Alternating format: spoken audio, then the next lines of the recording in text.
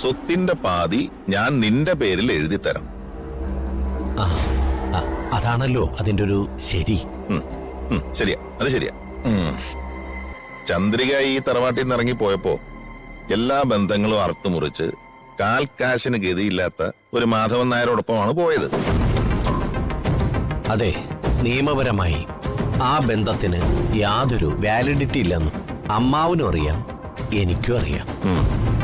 പക്ഷേ ഈ ഒരു പ്രശ്നത്തെ ചൊല്ലി അമ്മാവനെ കോടതി ചവിട്ടാനൊന്നും ഞാൻ വിടില്ല.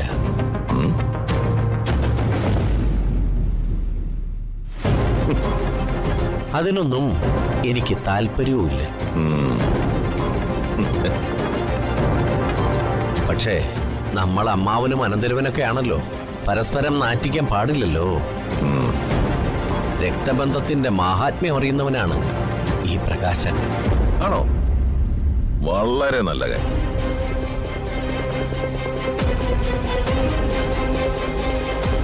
പക്ഷെ ഒരു പ്രശ്നമുണ്ടല്ലോ പ്രകാശ. ചന്ദ്രികയുടെ മകനാണ് നീയെന്ന് തെളിയിക്കത്തക്ക വണ്ണം നമ്മൾ തമ്മിൽ കണ്ടിട്ടില്ലല്ലോ.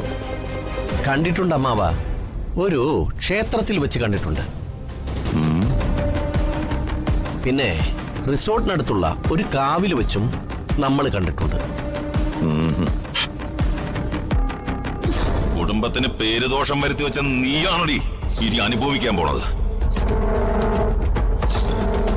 അനങ്ങാൻ പറ്റാതെ തളർന്നു കിടക്കും നീ നിന്റെ വീട്ടില്.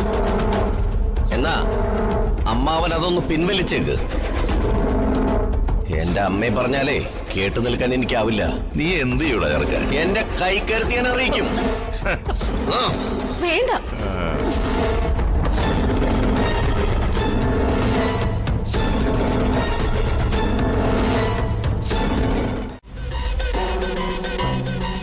മോനെ, അങ്ങനെ പല അപരിചിതരെയും പല സ്ഥലത്തും വെച്ച് ഞാൻ കണ്ടിട്ടുണ്ടാവും. അതെല്ലാം ഓർത്തിരിക്കാൻ പറ്റുമോ? ഒരു കാര്യം ഞാൻ പറയാം, ഞാൻ നിന്നെ എന്റെ ജീവിതത്തിൽ കണ്ടിട്ടേയില്ല. ശരി, സമ്മതിച്ചിരിക്കുന്നു, കണ്ടിട്ടില്ല. ആ സ്ഥിതിക്ക് നീ നിന്റെ അമ്മ എന്ന് അവകാശപ്പെടുന്ന ചന്ദ്രികയും കൂട്ടി ഇങ്ങോട്ട് വരണം. അവള് നിന്നെ ചൂണ്ടിക്കാട്ടി ഇത് ഞാൻ നൊന്ത് പ്രസവിച്ച എന്റെ മകനാണെന്ന് എന്നോട് പറയണം. എന്നാ ഞാൻ സമ്മതിക്കാം. അല്ലാതെ നീ ആട്ടും തോലിട്ട് വന്നതാണെന്ന് എനിക്ക് നല്ല സംശയമുണ്ട്.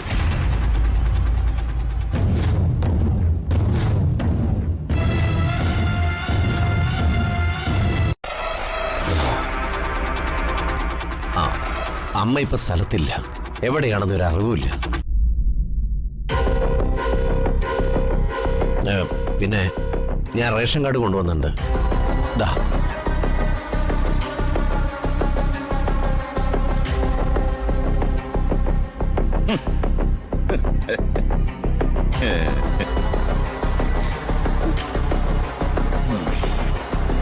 എടാ പ്രകാശ, നിന്നെ കണ്ടാ തന്നെ ഗജഫ്രോഡ് ലുക്കുണ്ട്.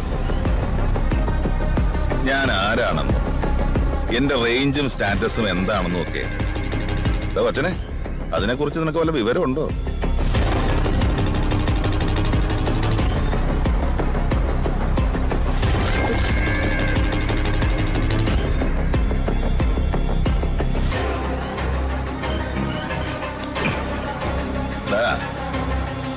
നാട് ഭരിച്ചിരുന്ന രാജാക്കന്മാരുടെ വംശപരമ്പരയിൽപ്പെട്ടതാണ് ഈ ഞാൻ.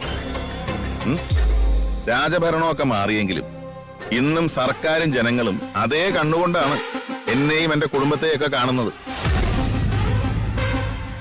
വെറുതെ പെങ്ങള്, മകൻ, സ്വത്തവകാശം എന്നൊക്കെ പറഞ്ഞ് വലിഞ്ഞു കയറി ഇങ്ങോട്ട് വന്നാലുണ്ടല്ലോ മോനെ, നീ വിവരം അറിയും. ഭീഷണിപ്പെടുത്താണോ?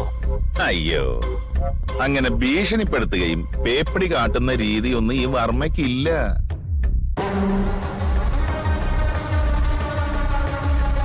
നല്ല അന്തസ്സായി പ്രവർത്തിച്ച ശീലമുള്ളൂ. കണ്ണി കണ്ടവരോടൊപ്പം ഇറങ്ങിപ്പോയി തറവാടിന്റെ അന്തസ്സും അഭിമാനവും തൊലച്ച കുടുംബദ്രോഹിയാവള്. അവര് തമ്മിൽ കല്യാണം കഴിച്ചോ, ഒന്നിച്ച് ജീവിച്ചോ, അതോ ചത്തു മലച്ചോ എന്നൊന്നും എനിക്ക് അറിയേയില്ല. എനിക്കൊന്നും അറിയേം വേണ്ട. ജഗ, വിക്രമുമായിട്ടുള്ള പാർട്ട്ണർഷിപ്പ് ബിസിനസ് വേണ്ടെന്ന് ഞാൻ പറഞ്ഞതല്ലേ? എന്നിട്ടും വന്ദനെ, വിക്രം ഇപ്പൊ ആ പഴയ വിക്രമല്ല, ആളാകെ മാറി. അത് ജഗന്. ജഗ, എനിക്കിപ്പോ തോന്നുന്നത് വിക്രമിനല്ല, ജഗനാണ് അടിമുടി മാറ്റം സംഭവിച്ചതെന്ന്. വന്ദനെ, നീ എന്താ യാഥാർത്ഥ്യം മനസ്സിലാക്കാത്തത്? എന്ത് യാഥാർത്ഥ്യം? എന്റെ വർഷമോളെ കൊന്നവനാണ് വിക്രം. അവനോട് ക്ഷമിച്ചുകൊണ്ട് എനിക്ക് ഒരു യാഥാർത്ഥ്യം മനസ്സിലാക്കണ്ട. ഏയ് വന്ദനെ, ഇതല്ലാതെ ഞാൻ എന്താ ചെയ്യേണ്ടത്? അതുകൂടെ പറഞ്ഞിട്ട് പോ.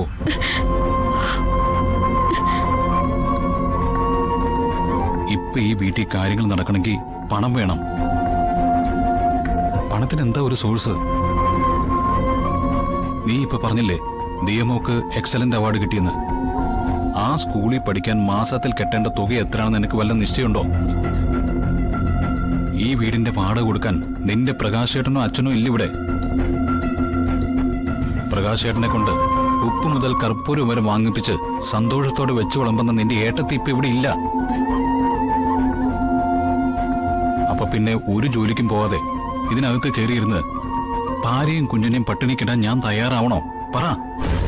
ജഗ, കാര്യങ്ങളൊന്നും അറിയാഞ്ഞിട്ടല്ല. അയാള് ആ വിക്രം ചതിയന. അവൻ ഇനി ചതി കാണിക്കും. വന്ദനെ, അങ്ങനെ ആരെങ്കിലും കുഴിക്കുന്ന കള്ളക്കുഴിയിൽ വീഴാൻ ഞാൻ പൊട്ടനൊന്നുമല്ല. ജഗൻ വിക്രമിനെ തേടി പോയതല്ല. നടുറോഡിൽ തട്ടുകട നടത്തി ജീവിക്കാൻ പോലും സമ്മതിക്കില്ല എന്ന് വന്നപ്പോ എന്റെ ഗതികേട് കൊണ്ട് ഞാൻ സോറി.